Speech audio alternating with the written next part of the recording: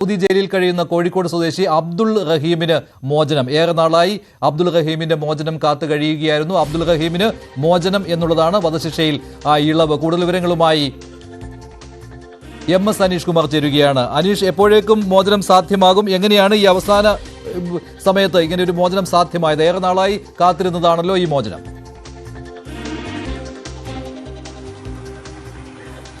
മഞ്ജുഷ, ഇക്കാര്യത്തിൽ കുറച്ച് വ്യക്തതകൾ കൂടി വരാനുണ്ട്. ഇപ്പോൾ അവിടെ നിന്നും ലഭിക്കുന്ന വിവരങ്ങൾ അനുസരിച്ച് 20 വർഷമായി ശിക്ഷ നിജപ്പെടുത്തി, അല്ലെങ്കിൽ 20 വർഷം ശിക്ഷ വിധിച്ചിരിക്കുന്നു എന്ന കാര്യമാണ് കുടുംബത്തിൽ അറിയിച്ചിരിക്കുന്നത്.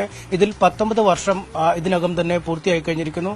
അതുകൊണ്ട് ഇനി 1 വർഷം കൂടി ജയിലിൽ കഴിയേണ്ടി വരും എന്ന ചില വിവരങ്ങൾ ലഭിക്കുന്നുണ്ട്. പക്ഷേ ഒരു ഔദ്യോഗികമായ സ്ഥിരീകരണം ഈ കാര്യത്തിൽ വന്നിട്ടില്ല. അല്പസമയത്തിനകം ഈ സംബന്ധിച്ച ഒരു കൃത്യമായ വിവരം കുടുംബത്തിലെത്തും. ഇപ്പോൾ വീട്ടിൽ ലഭിച്ച പ്രാഥമിക വിവരങ്ങൾ അനുസരിച്ചാണ് 20 വർഷത്തെ ശിക്ഷ വിധിച്ചിരിക്കുന്നത്.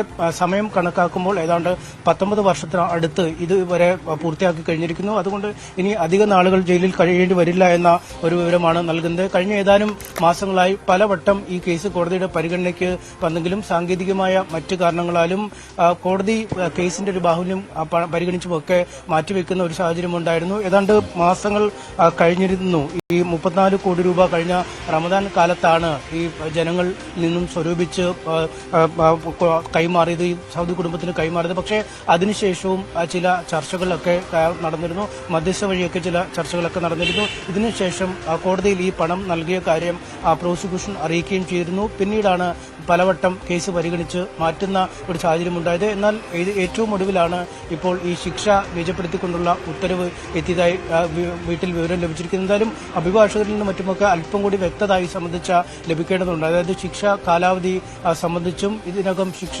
അനുഭവിച്ച കാലയളവ് സംബന്ധിച്ചും ഇനി എത്ര നാൾ കൂടി ജയിലിൽ കഴിയേണ്ടത് വരും എന്ന് സംബന്ധിച്ചുമൊക്കെ ചില വ്യക്തതകൾ കൂടി വരേണ്ടതുണ്ട്. അല്പസമയത്തിനകം കുടുംബം ഈ അഭിഭാഷകരിൽ നിന്നും ഈ കാര്യം അറിഞ്ഞ ശേഷം മാധ്യമങ്ങളുമായി കാണും.